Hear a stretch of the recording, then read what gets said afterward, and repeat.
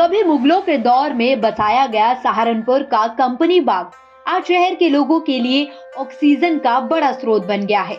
अंतिम मुगल शासन काल में इस कंपनी गार्डन को 1750 में शाही आनंद गृह के रूप में बसाया गया था। अब ये औद्योगिक प्रयोग और प्रशिक्षण केंद्र के रूप में विकसित है।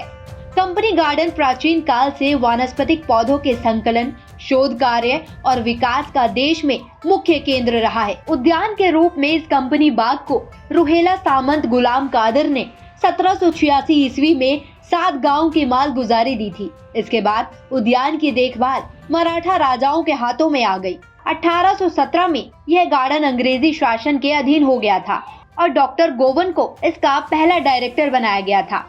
योगी सरकार में कंपनी गार्डन का नाम बदलकर नेताजी सुभाष चंद्र बोस उद्यान कर दिया गया है। ऐतिहासिक कंपनी गार्डन में कई पेड़ 100 से 200 साल पुराने तक बताए जाते हैं।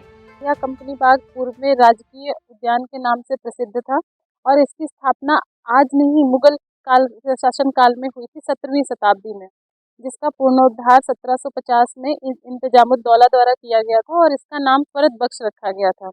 इसके मुगलों के पश्चात यहाँ पे मराठों ने का भी शासन रहा और उसके बाद ईस्ट इंडिया कंपनी ने इसकी बागडोर संभाली।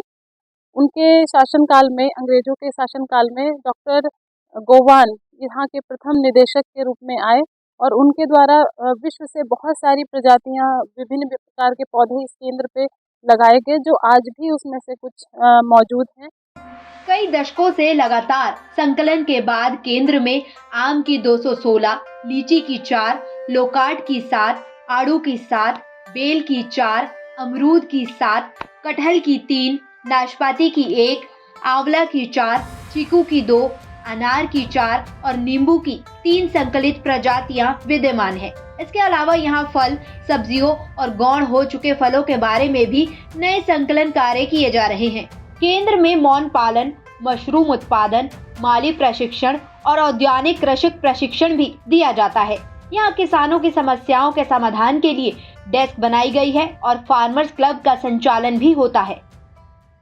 हम तो बचपन से इसमें खेले बड़े हुए हैं और इसका फायदा ये है ना, औषधि बहुत थी किसी टाइम में, तो उससे बता रहे लोगों को घूमने में फायदा होता था, आप बीमारी में काम आते थे। ये कंपनी गार्डन ऑक्सीजन का एक बड़ा स्रोत है और शहर के लोगों के स्वास्थ्य के लिए बेहद लाभकारी है। कंपनी गार्डन में सैर करने के लिए रोज आने वाले जीत सिंह ने इस बाग की कई खासियत बताई। इससे हमारे को जी एक तो वॉकिंग के लिए बहुत फायदे हैं, सुबह ऑक्सीजन मिलती है बाग में आने है जी।